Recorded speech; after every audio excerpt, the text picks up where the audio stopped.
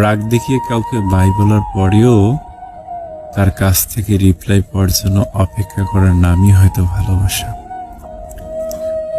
5টি কাজ এখনই ছেড়ে দিন। নাম্বার 1, সবাইকে খুশি করা। নাম্বার 2, অপরের কাছে কিছু আশা করা। নাম্বার 3, অতীতকে নিয়ে চিন্তা করা। নাম্বার 4, নিজেকে অপরের থেকে দুর্বল ভাবা। এবং নাম্বার 5, কোনো কিছু নিয়ে বেশি ভাবা। যে মনের দিক থেকে অনেক ভালো, তার কপালটাই খারাপ হয়, কারণ তার সহজ সরল মনটা নিয়ে সবাই খেলে। ভালোবাসার মানুষটিকে পেতে হলে সত্যি অনেক ভাগ্য নিয়ে জন্মাতে হয়। যতই চরিত্রের কথা বলো, মানুষ আজও সুন্দর চেহারা খুঁজে। ব্যস্ততা আমাকে শুধুই ক্লান্তি দিয়েছে, তোমাকে ভুলতে দেয়নি। বাবা নামক বটগাছের ছায়াটি যার মাথার উপর নেই, সেই বোঝে রোদের তাপ কতটা প্রখর। তুমি যাকে ভেবে কষ্ট পাও, সে কিন্তু তোমায় ছাড়াই হেসে বেড়াচ্ছে। অন্ধকারেও পথ চলা যায়, কিন্তু কোনো বিশ্বাসঘাতকের সাথে নয়। বাবার সাথে কোথাও বের হওয়া মানে একটু পরপর জিজ্ঞেস করবে, কিরে কিছু খাবি মা? সময় আর আপনজন যখন একসাথে আঘাত দেয়, তখন মানুষ নিশ্চুপ হয়ে যাওয়া ছাড়া আর কিছু থাকে না। যদি অল্পতেই আপনার মন খারাপ হয়ে যায়, তবে বুঝে নেবেন পৃথিবীটা আপনার জন্য অনেক কঠিন।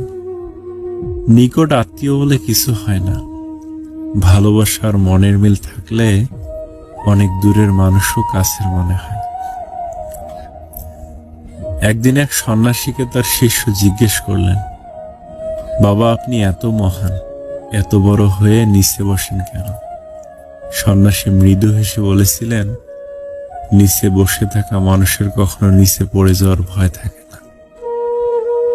এমন মানুষদের থেকে দূরত্ব বজায় রাখুন, যারা কখনো নিজের ভুল স্বীকার করে না, আর এমন ভাব করে যেন সব ভুল আপনার।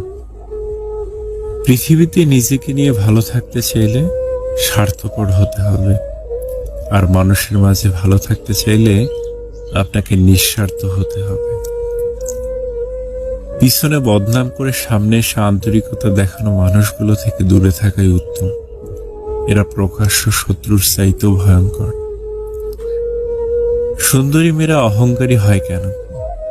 আসুন জেনে নিন। পাত্রী দেখার কথাই বলুন না কেন, পাত্রী দেখতে যাওয়ার আগেই তো বরপক্ষ ঠিক করে নেয় যে পাত্রীকে সুন্দরী হতেই হবে। কালো বেটে মোটা মেয়েকে কেউ ঘরের বউ বানাতে চায় না।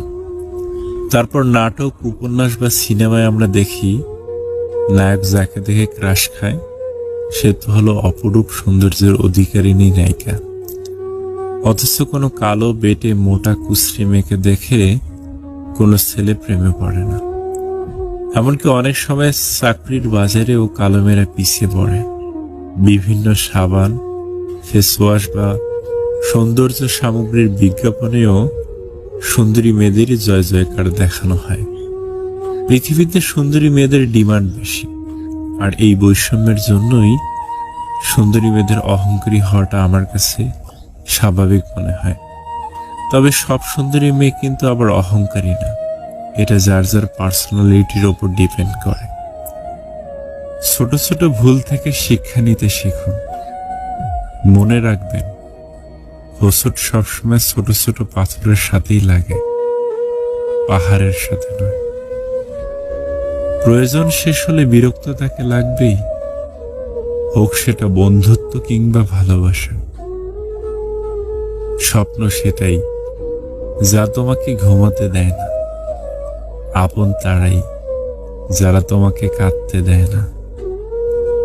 সবার থেকে ভালো কিছু করতে হলে তোমাকে সবার থেকে আলাদা কিছু করতেই হবে।